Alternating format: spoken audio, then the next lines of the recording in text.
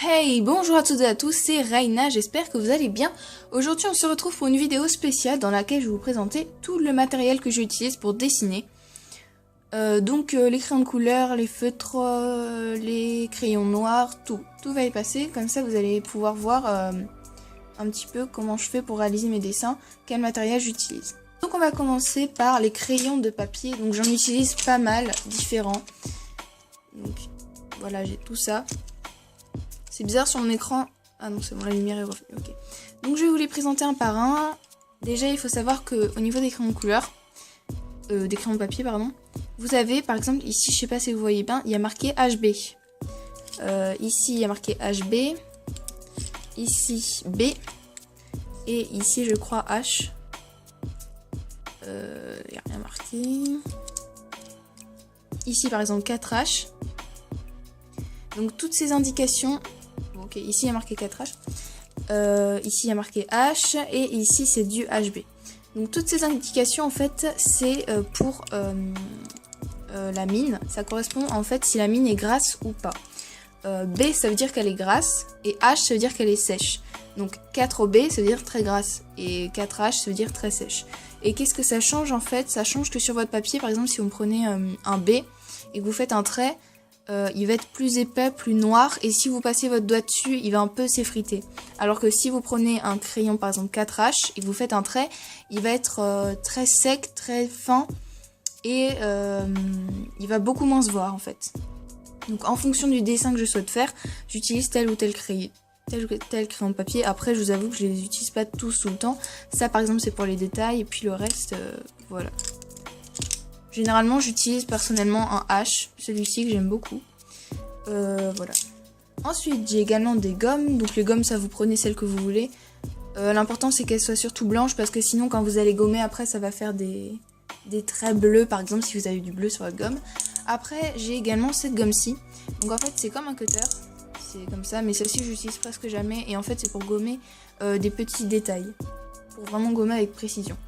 Ensuite, j'ai une paire de ciseaux, comme tout le monde, au cas où. Et une règle transparente. Si vous avez des tracés, je vous conseille une règle transparente. C'est beaucoup plus pratique qu'une règle non transparente. Ensuite, j'ai un taille-crayon. Je vous l'ai dit dans cette vidéo, tout va y passer, vraiment tout. Comme ça, après, mon matériel n'aura plus de secret pour vous. Ensuite, une fois que j'ai fait mon tracé au crayon papier et qu'il est bien net, je repasse. Donc, soit je repasse avec des crayons à billes, des stylos à billes. Ça m'arrive de temps en temps de faire des dessins au stylo à billes. Donc dans ce cas, bah voilà, j'utilise des stylos à billes normaux que vous avez sûrement dans votre trousse. Et je repasse, pas en faisant un seul trait net, mais en faisant plein de petits traits pour que ça donne un petit peu un effet de style, un style un petit peu plus naturel et direct, on va dire. Ça rend le dessin un petit peu plus vivant, je trouve. Et sinon, je repasse à l'aide de ces crayons-là. Donc déjà, c'est du matériel un petit peu plus pro, on va dire. Donc c'est de la marque Faber-Castell. Voilà. Et donc, encore une fois, ici, il y a différentes pointes. Donc, il y a B. Je vais vous montrer. C'est une grosse pointe comme ça. Celui-là, j'utilise presque jamais. Ensuite, on a M.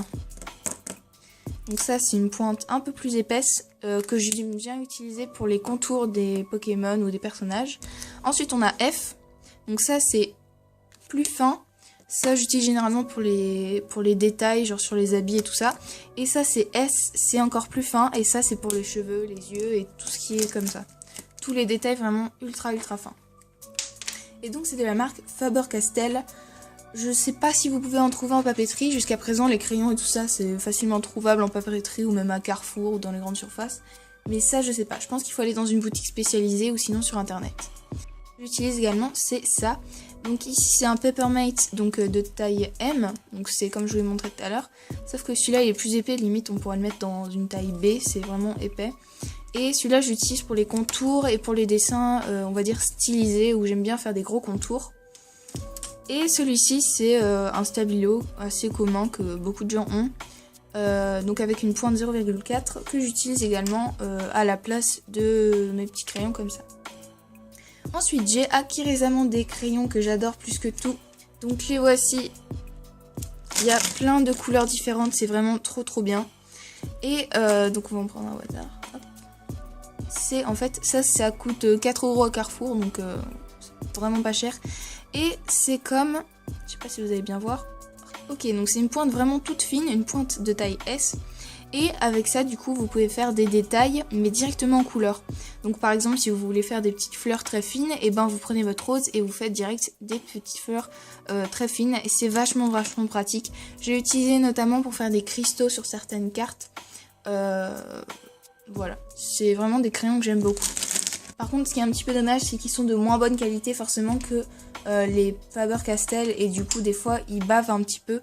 Donc ça, c'est un petit peu dommage, mais c'est comme ça. Ensuite, j'ai tous des crayons spéciaux. Donc par exemple ici, celui que vous connaissez bien, c'est le crayon qui me permet de faire des contours en or. Donc là, vous pouvez le trouver en papeterie, je pense. Ici, on en a un qui me permet d'en faire en argent. Un autre en or avec une pointe plus épaisse.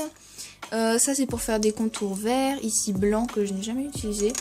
Là, c'est des crayons de papier. Donc comme je vous disais tout à l'heure, 4B. Donc on voit que la mine est vraiment très grosse et elle est surtout grasse.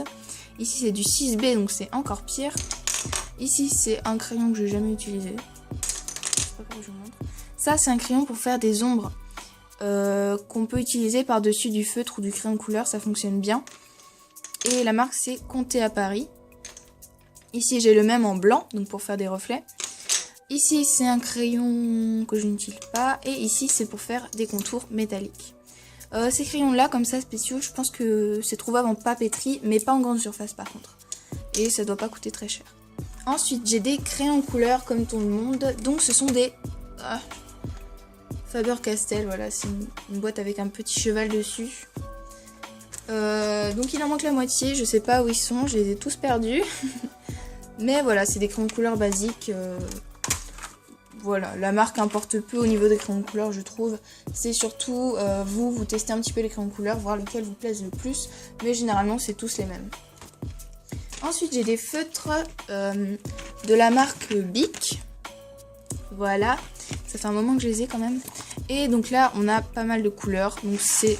Ok, restez ici. C'est très pratique en une seule boîte qui coûte peut-être 3 €. Vous avez toutes les couleurs que dont vous avez besoin. C'est très utile. Et après, j'ai quelque chose d'un petit peu plus pro, on va dire. Donc, c'est ça. Donc, c'est de la marque Lyra Germany. Donc, Lyra. Et en fait, ce sont des...